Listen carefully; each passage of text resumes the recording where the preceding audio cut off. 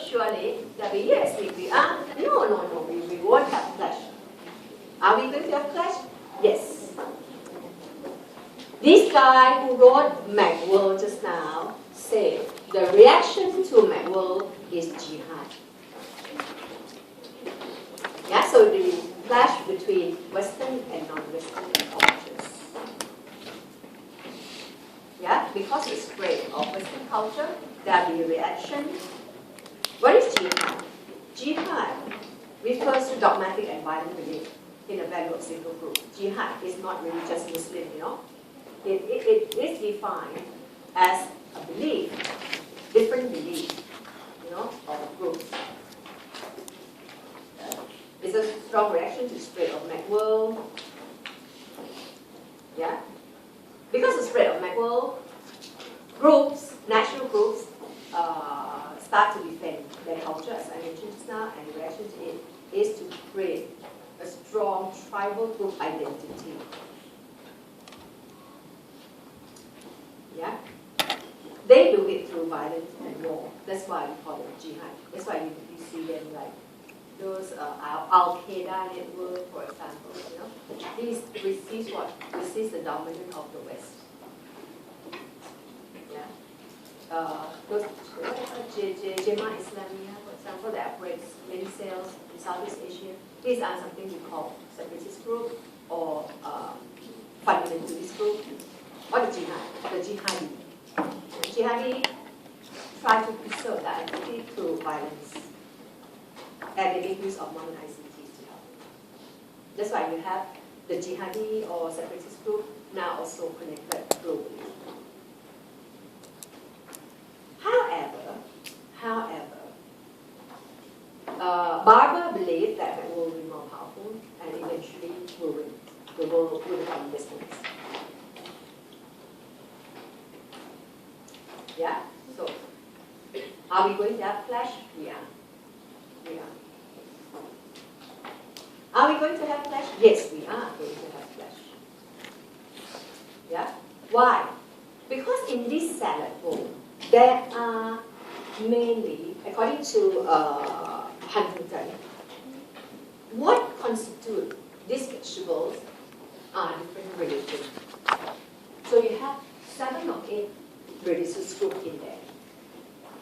Yeah? And he believed that there is potential conflict among religious groups because he has seen in history. Yeah? The history, our human history, those huge wars start with religious war. Yeah? And religious war would last a long time. Last time in Europe lasts like 30 years. And so he believed that these 7, 8 major civilizations, we call it like Western, Confucian, Japanese, all these 7, 8 major civilizations, you don't have to try to remember all these names. Yeah? If you want to write, just say, for example, 2 will be enough. Yeah? So, these religious group,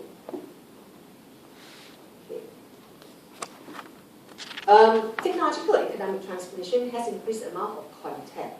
There will be something called civilization consciousness. So, you have to imagine my salad bowl concept, yeah? In this bowl, there's lettuce, tomato, cucumber, yeah? What else do we put inside? Okay, all these different vegetables. These different vegetables, like cucumber, that's cucumber. In Singapore, in the States, in South America, these are not connected.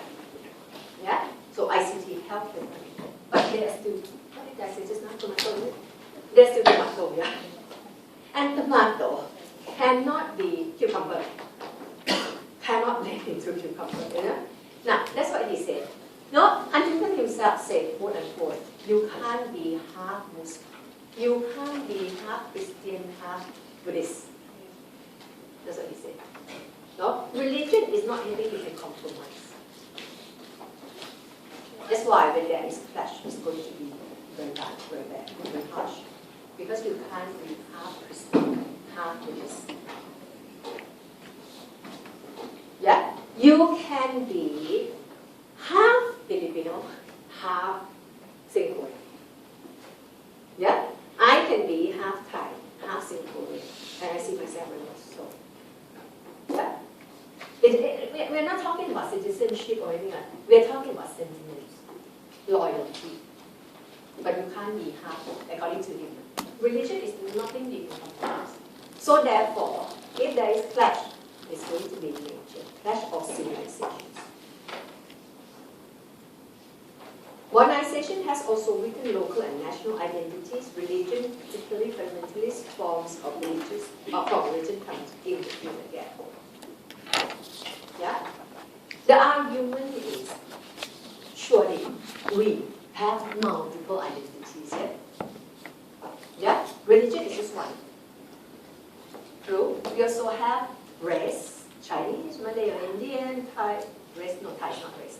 Thai is nationality. Yeah? We have nationality. We have gender. We can be man, woman, you know. We have, what else? We have, what are we loyal to? Community club, maybe. Not multiple identity. But according to Huntington, all those identities are much weaker than religion. Yeah? And when modernization comes, our national, the way we define ourselves, the way we attach ourselves in national culture will be weakened. We won't be that Singaporean anymore. Yeah? It is true, you know. I told you, right, a few years back, there was one Singaporean young chap, 20-something, wrote to Straits Times. And I said, I don't know who I am anymore. I'm Singaporean, but I love the Malaysian football club, but I love Japanese sushi and all kinds of things. Who am I? Yeah, it's true, no?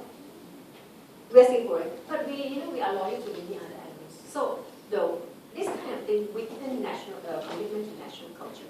According to Huntington, then religion emerged as an anchor, of that loyalty. So to him, religion is most important. Religion, especially fundamentalist form, comes in the field again. So, if there's clash, there's going to be violence. It could happen both large scale, small scale. It could happen in one country. It could spread. Because that is, my salad bowl idea. You have people elsewhere as well. People elsewhere can help people in your country. Or they need to be connected and start to fight globally. Okay, and that's Huntington. Another opposite idea from Huntington is Amartya Sen. Amartya Sen is actually a very famous guy. He got his Nobel laureate. He is an economist. He is not sociologist. Economist, and he is a Nobel laureate. Yeah, I think he got his Nobel Prize from his work on economics, something like that. Yeah. So, but here we are not looking at his economic theory or anything like that. Yeah. His idea is that no, salad bowl has happened long time ago. People don't clash. People work together, live together like that, like salad bowl for a long, long time. Yeah? Diversity of affiliations that people maintain, not just religion. Yeah? We have multiple identities. That's what the label here. We have multiple identities, like what I told you now. And to say religion is the main thing, he doesn't believe so. Yeah? Sometimes our orientation is more religion. Sometimes race. Chinese New Year coming out, now race become more important than religion. Sometimes nationality. Yeah? If you have like SEA Games and you have Singapore team fight against other team, become nationalistic. Sometimes it's about gender. So many different identities compete for attention from us. Yeah, and at different times, different places, these different factors may outweigh others. As a main identity during that time. So therefore, you can't say a religion is going to emerge as the core value. Yeah? We have multiple identities. There's also diversity within societies. say in Singapore, there are many different types of groups, there are many different religions, diversity is all over the place. He saw a long history of salad bowl, of global interaction. Yeah, different cultures live together throughout our history. Yeah, and we are not always in time of conflict with other culture. Cultural exchange to travel, trade, migration that happens all the time. That's Amartya Sen. Multiple identities. I think this is the last guy that we're going to have here, his translation and traditions. Stuart Hall is a sociologist. He's a cultural sociologist looking at culture. A sociologist, cultural sociologist. Are we going to have crash? Don't know, maybe not. When you have salad bowl, what is going to happen? Yeah, that could be either translation or tradition.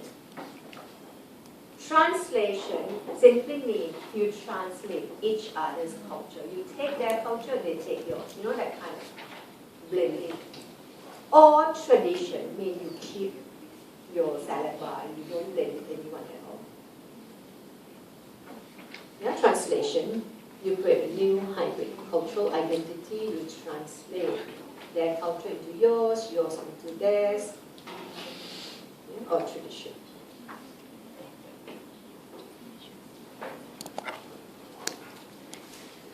Okay, and I think that's all we have for globalization. Okay, right? Not too bad, yeah? It's just like, there's just so many names. There's just so many names. How many you need to know? Surely the more the better. Yeah, surely the more the better. Especially if there is some question that this year is coming here, is set by somebody who is very demanding. And set the questions in such a way that she or he, not such a way, target specific theories.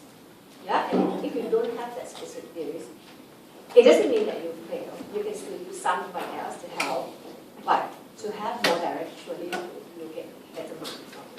Yeah, but I always feel that it's not very fair to really get so many people. Yeah, it's not fair to really force you to get to know this guy. That's what I think. Yeah.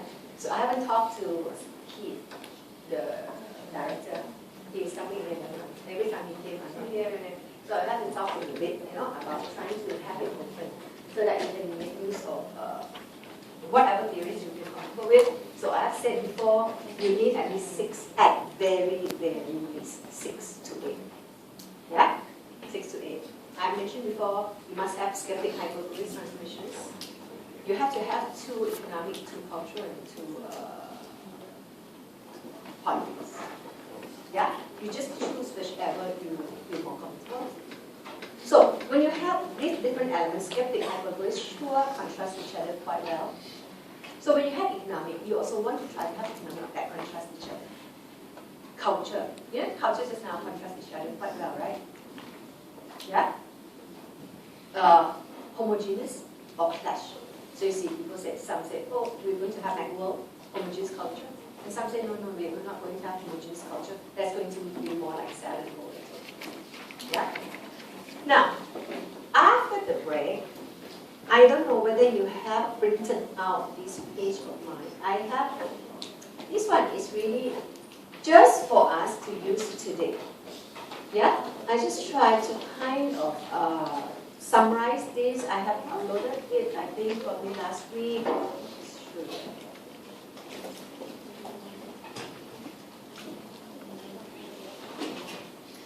Yeah. After the break, I'm going to split into 2 again. Oh, and this class is really terrific. I know some of you will not officially here in this class because the other class afternoon is very small. Yeah, so you may actually want to consider moving back there because it's much more interesting there when the group is small. Yeah, so if you have this class of this size, you can probably have like 10 different questions and we won't have time to actually go through all of the classes, yeah, which is not very good. So in a smaller group, you benefit more. Okay, so we are going to bring this. During the break, you don't have to bring out, so never mind, you can just depend on this, but you have to move in front a little bit. These are all the summaries of all the theories that you have so far. Yeah? When you come back after the break, you go to this one more time, and then you start to tutorial questions. We are going to look again at these questions, these samples and questions. I'm going to try to identify the which are more difficult, yeah, and then we will look at that. Okay, why don't you have a 15-minute break now? Can you come back at 1?